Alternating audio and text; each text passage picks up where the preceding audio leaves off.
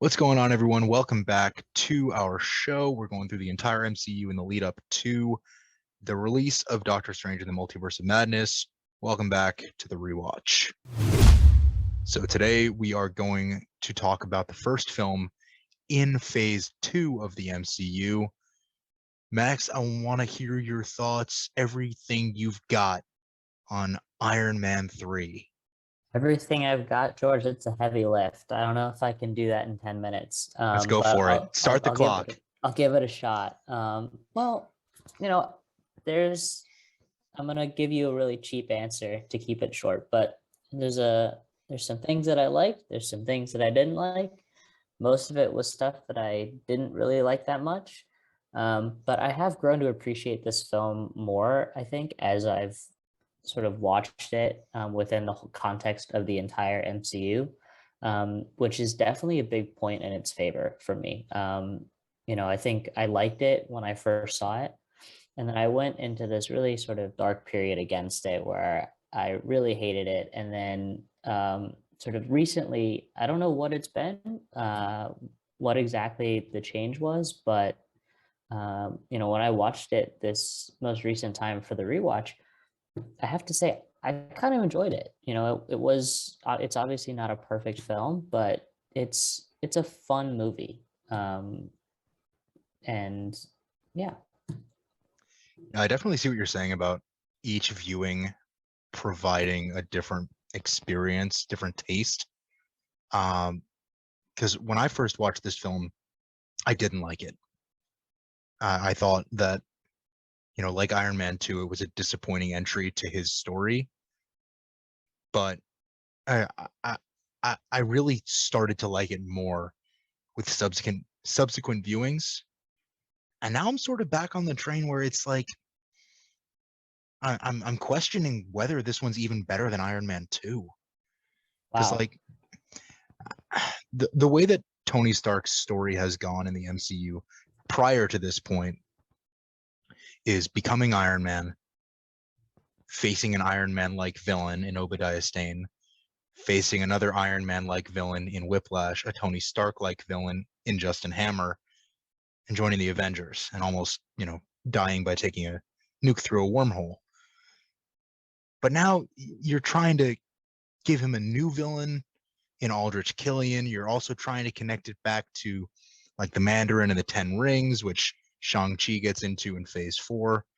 It really feels like too much of a mixed bag of a film. You're introducing way too many new players in this. You've got Aldrich Killian, you've got Maya Hansen, Trevor Slattery. I will say some of the positives of this film are from the established characters. I think Robert Downey Jr. gives a fantastic performance, as per usual. Don Cheadle really settling in as Rhodey. I think he's finding his niche in that role. Gwyneth Paltrow, she has better performances in the MCU. She has worse ones. This one doesn't really do it for me. And I think that's fair, and sort of in that same vein, right? It's not that each viewing for me has gotten better. It's just I think it's just a really I think that just points to the inconsistencies of the film, right? I can pick out one thing that I can follow throughout the film with each viewing, and whatever that might be, I could really like it. Or I could just not want to finish the film and walk away for a couple of minutes and do some stuff around the house. And I think that's kind of what you're getting with this film, right? I liked your term mixed bag, because I think that's exactly what it is. There is a great new character in Harley, I think is the kid's name. Harley, yes. Yeah, he's fantastic. He's a great addition to the film, provides a little bit of levity and a nice back and forth between him and Tony. But, that I think he's the one character that I could say I really liked, of the new ones that were introduced. Trevor at this point in the MCU doesn't really serve that much of a purpose other than a red herring. and it kind of didn't really make sense. And I get what you're saying, that the film is a little bit overstuffed in that sense, with Maya and Aldrich, Killian, and Trevor. But having the whole context of the MCU, it is hard for me to sort of take my knowledge out of the equation at this point now, where I know the payoff for Trevor. I know, well, I guess he's really the only one. There isn't really much that comes back from AIM. But still, Aldrich Killian identifying himself as the Mandarin. He says outright, yeah, I am the Mandarin. And then you get Wenwu in Shang-Chi and the Legend of the Ten Rings. It's almost like, and I don't want to talk too much about Shang-Chi here because yeah. we both really love the film, and we'll get into that when we do that episode. But still, it feels like that is almost a course correction for Iron Man 3, where you get Trevor coming back, you get, reference to the Mandarin, you get the 10 rings from the first Iron Man film. It feels like a way of adjusting things that maybe the MCU, maybe Kevin Feige felt like he got wrong in that first go at the Mandarin and that lore. So I will say this: I did see an interview recently. Well, not recently; it was probably a year and a half ago, from Kevin Feige, and it was sort of the explanation of, why did you do that in Iron Man 3? And he said, look, the Mandarin is a fantastic character in the comics, and he's a character that we would want to do justice by. And so we felt like having such a monumental character in the comics be introduced in the third movie of the Iron Man trilogy without really that much context and without really that much sort of prior setup, other than the mention of the 10 rings in Iron Man 1, that it probably would have been unfulfilled, and that they almost a they just disservice to the go, character. Yeah, they wanted to do the character justice, and whether or not you believe Kevin Feige, or if you think that's an acceptable, yeah, whether you think that's an acceptable explanation or not, doesn't really matter. It kind of does provide a little bit of context and a little bit of that, extra behind the scenes knowledge that you don't get when you just watch the movie. Yeah, absolutely. So one more question before we wrap up here, and that's the first two Iron Man films were directed by Jon Favreau. Mm-hmm. This film is directed by Shane Black. Is there that much of an identifiable tonal shift where Iron Man 3 almost feels like a dissatisfying conclusion, because there haven't been any more Iron Man films since, and obviously now we know there won't be. Mm-hmm. So I'm curious for your thoughts on what Shane Black did for this film. I think if it was if we knew at that point that it was going to be the final Iron Man film, then I would have come out of the film far more disappointed. I think what this film actually does is provides a new beginning for Tony Stark and Iron Man. It's kind of a new phase, no pun intended, of his evolution as a character and as a superhero, right? He gets the arc reactor taken out of his chest, so he's no longer reliant on it. He is moving out of his Malibu Point house and moving into a place that is a little bit more stable, eventually to, I think, New York, basically. Like he moves to Avengers Tower, and then to Avengers Compound.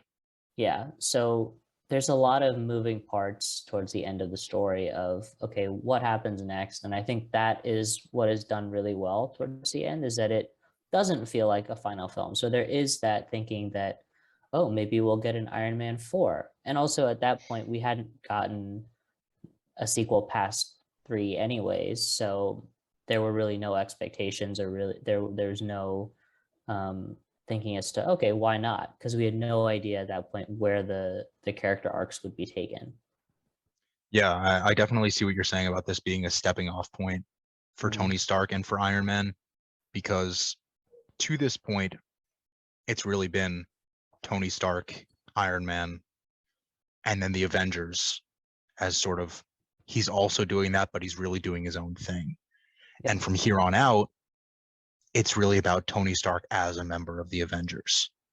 Mhm. And I think seeing how this film sort of provides that bridge in its third act, where you see really how entangled Tony Stark and Iron Man are in the two sides of the character, I think that really, that just tying it back to my question, that you didn't need Jon Favreau, as great as Happy Hogan is, you didn't need him to tell the full story the way that maybe Joe and Anthony Russo were responsible for much of Steve Rogers' story. I think letting Shane Black give his take on the character, setting him up for what was to come, and not necessarily making this a finale, even though it is the third and final Iron Man film. I think that was a strong choice. Yeah, I agree. Like we've been saying this whole time, it's not a terrible film. There are disappointments in the MCU, which we have talked about on the rewatch. We'll get into it more in future episodes of the rewatch, I'm sure. But it's not top tier, I think, is the bottom line. For sure, it's not. So you want to toss a 0 to 100 score and maybe a ranking in your MCU? Yeah, sure. So, like I said at the beginning, I go through different phases of liking and not liking this film. I was in one of the more positive moments of watching it during this rewatch, and so I'm gonna give it a 76 out of 100. That's like the uppermost limit of what I would give this film. So I guess I was in a really good mood.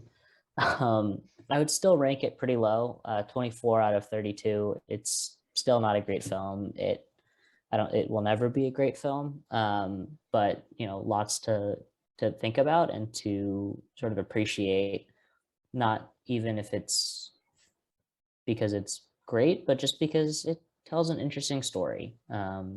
And that's what I appreciated about it, I think. George, Yeah. go ahead. You're definitely higher on this film than I am. And maybe it's just because this rewatch didn't do it for me as much as it did for you. I will say one thing we haven't brought up that I would like to, just as I mentioned my score, the house party protocol in the film's climax is one of the best moments in the MCU. It's awesome. The visuals are great. The score is great. The moment in the story is great. Huge bright spot in the film.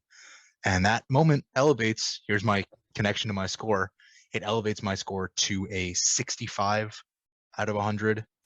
That's probably, like you said, yours was about the highest you'd go on the movie. 65 is probably middle of the road for what I'd say. There have been times when I've thought higher of this film, times when I've thought lower of it. I think 65 is accurate for how I feel about it right now. As for my MCU rank, I'm also going to put it a little bit lower than where you were. I'm going to say 26 out of the 32 projects we have seen so far, obviously Moon Knight notwithstanding. So that should just about wrap up this episode of The Rewatch. We want to know what you think about Iron Man 3, about all the projects we've talked about so far. We'll be back tomorrow to talk about Thor: The Dark World. So until then, enjoy some good MCU movies, and we'll see you tomorrow. Good night.